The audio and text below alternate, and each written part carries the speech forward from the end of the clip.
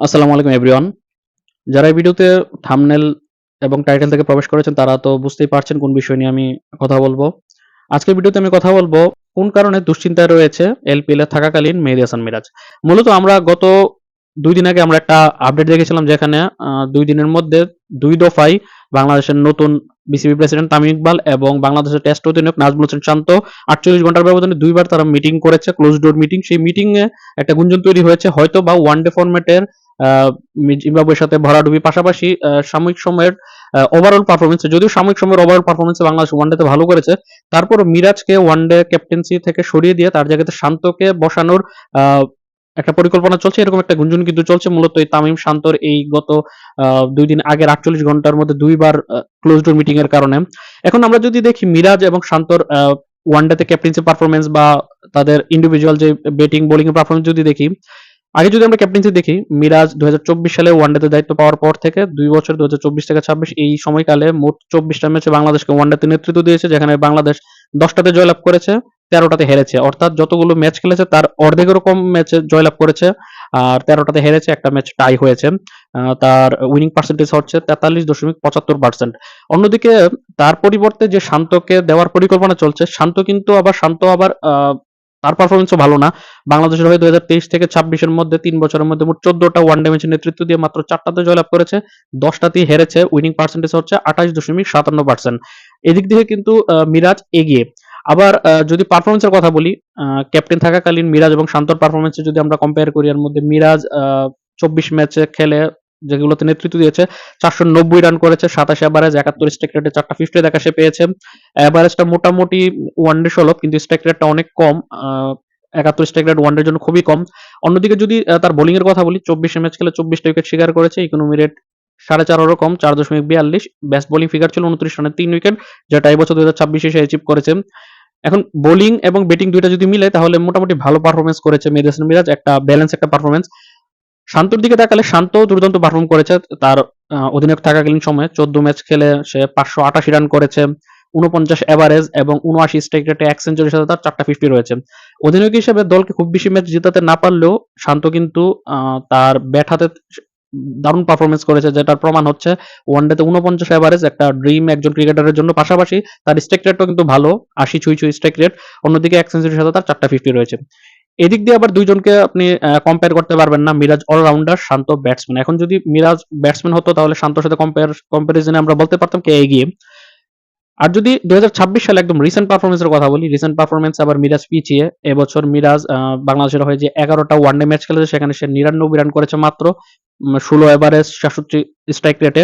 Average তো এটা গোড়ায় ধরার কথা না, স্ট্রাইক রেটও খুবই কম, খুবই বাজে। বল হাতে মোটামুটি ভালো বোলিং করেছে, যে ১১টা উইকেট শিকার করেছে, ইকোনমি রেটটা হচ্ছে তার মাত্র ৪.০৩। বেস্ট বোলিং ফিগার ২৯ রান দিয়ে ৩ উইকেট। বোলিং এ কিছুটা এগিয়ে থাকলেও ব্যাটিং এ ডিজাস্টারাস পারফরমেন্স করেছে। অন্যদিকে শান্তর কথা বললে, শান্ত এবছর যে ১২টা ওয়ানডে ম্যাচ খেলেছে বাংলাদেশের হয়ে সেখানে সে ৩৭১ রান করেছে, ৩৭ এভারেজ এবং ৭৪ স্ট্রাইক রেটে, ১ সেঞ্চুরির সাথে তার ২টা 50 রয়েছে। এদিক দিয়ে শান্ত আবার এগিয়ে। এখন যদি আমরা ক্যাপ্টেন্সি হিসেবে তাদের পারফরমেন্সের কথা বলি, সেদিক দিয়ে মিরাজ এগিয়ে, কারণ তার উইনিং পার্সেন্টেজ হচ্ছে ৪৩.৭৫%। আবার যদি অধিনায়ক থাকাকালীন তাদের ব্যাট হাতে বল হাতে পারফরমেন্সের কথা বলি, সেটা দুইজনের মধ্যেই আমরা সেটাকে কে এগিয়ে কে পিছিয়ে সেটা আমরা জাজ করতে পারবো না। আর যদি এই বছরে ২০২৬ এর ওয়ানডেতে তার পারফরমেন্সের কথা বলি, সেদিক দিয়ে শান্ত এগিয়ে। তবে একদিক দিয়ে শান্ত এগিয়ে থাকলেও মিরাজ আবার অন্য দিক দিয়ে এগিয়ে, সেটা হচ্ছে এবছর বাংলাদেশ যেই মোট ১২টা ওয়ানডে ম্যাচ খেলেছে, মার্চে পাকিস্তানের বিপক্ষে ২-১ ওয়ানডেতে জিতেছে বাংলাদেশ, এপ্রিলে নিউজিল্যান্ডের বিপক্ষে বাংলাদেশ ২-১ জিতেছে, অস্ট্রেলিয়ার বিপক্ষে জুনে বাংলাদেশ ২-১ জিতেছে, এবং সবশেষ যে সিরিজটা জিম্বাবুয়ের সাথে বাংলাদেশ খেলেছে, যদিও সেটা হেরেছে, ১-২ ব্যবধানে বাংলাদেশ হেরেছে। এই ১২ ওয়ানডে ম্যাচের মধ্যে ১১টাতেই মিরাজ নেতৃত্ব দিয়েছে এবং ১১ ম্যাচের ৭টাতে বাংলাদেশ জয় পেয়েছে এবং ৪টাতে হেরেছে। এখন এই বছরেও যদি তার ক্যাপ্টেন্সি হিসেবে পারফরম্যান্সের কথা বলি, দলের উইনিং এবং লুজিং এর দিক দিয়ে সেখানে কিন্তু মিরাজ এগিয়ে। আবার যদি তার পারফরম্যান্সের কথা বলি ব্যাট হাতে, তাহলে সে পিছিয়ে। এখন ওভারঅল মিরাজকে সরিয়ে তার জায়গাতে শান্তকে দেওয়া যৌক্তিক হবে কিনা, এখন অনেক বড় একটা চিন্তার বিষয়। আমি সকল তথ্য উপাত্ত আপনাদের সামনে হাজির করলাম। এখন আপনারাই জাজ করুন যে এই মুহূর্তে মিরাজকে সরানো ঠিক হবে কিনা, যে জায়গাতে বাংলাদেশ এবছর যে ১২টা ম্যাচের মধ্যে ৭টা জিতেছে, তার মধ্যে ৭টাতেই মিরাজের ক্যাপ্টেন্সিতে বাংলাদেশ জয়লাভ করেছে। অন্যদিকে শান্তর যদি রিসেন্ট পারফরমেন্সের কথা বলি সেটা তো বললামই, পাশাপাশি শান্ত বর্তমানে টেস্ট ক্যাপ্টেন হিসেবে দায়িত্ব পালন করছে। টেস্টে বাংলাদেশের হয়ে 2023 থেকে 26 পর্যন্ত এখন পর্যন্ত সে 19টা টেস্ট ম্যাচ খেলে 8টাতে জয়লাভ করেছে এবং তার উইনিং পার্সেন্টেজ হচ্ছে 44+। বাংলাদেশি যারা কমপক্ষে 10টা ম্যাচে বা কমপক্ষে 5টা ম্যাচে বাংলাদেশ টেস্ট দলকে নেতৃত্ব দিচ্ছে তাদের মধ্যে থেকে শান্ত ফার বেটার, অন্যরা তার ধারে কাছেও কেউ নেই। লিটন দাস যদিও এক ম্যাচ খেলে একটাতে জিতেছে, 100% উইনিং পার্সেন্টেজ রয়েছে, যদিও মাত্র এক ম্যাচে জাজ করা ঠিক না, তাকে এখানে এই রেসে রাখছি না। অন্যদিকে মিরাজও কিন্তু 2 ম্যাচ খেলে একটা জিতেছে একটা হেরেছে টেস্টে, সেই জায়গাতে মিরাজও মাত্র 2 ম্যাচের তার অভিজ্ঞতা, যার কারণে 1-2 ম্যাচের জন্য রাখা হবে না। কমপক্ষে 5টি বা কমপক্ষে 10টি ম্যাচ খেলেছে এরকম ক্রিকেটারদের যদি আমরা জাজ করি যে টেস্ট ক্যাপ্টেন হিসেবে, সেখানে লিটন দাস কিন্তু অনেক সরি নাজমুল হোসেন শান্ত কিন্তু অনেক এগিয়ে। সেই হিসাবে শান্তর রিসেন্ট টেস্টের ক্যাপ্টেন্সির পারফরমেন্সে বিচারে হয়তো বা শান্ত এখন মিরাজ থেকে বেটার চয়েস হতে পারে। মিরাজকে সরানোর পেছনে আরেকটা কারণ হচ্ছে রিসেন্টলি মিরাজের প্রতি একটা এলিগেশন আছে যে মিরাজ ওয়ানডে বোলিং এ তার নিজের বোলিং কোটা পূরণ করার জন্য আরেকজন যে ভালো বোলিং করছে তাকে বোলিং দিচ্ছে না, এরকম কিন্তু একটা এলিগেশন আছে। যদিও এটা পাবলিক অপিনিয়ন, এখন দেখার বিষয় বোর্ড কিভাবে চিন্তা করে এবং আদৌ তামিম ইকবাল এবং নাজমুল হোসেন শান্তর মধ্যে যে ক্লোজ ডোর মিটিংটা হয়েছে গত 2 দিন আগের 48 ঘন্টার ব্যবধানে, সেটা থেকে আদৌ তারা এই ওয়ানডে ক্যাপ্টেন সরিয়ে শান্তকে দেওয়ার ব্যাপারে আলোচনা করছে নাকি অন্য কোনো ভিন্ন বিষয় নিয়ে আলোচনা করছে, সেটাও কিন্তু একটা মুখ্য বিষয়।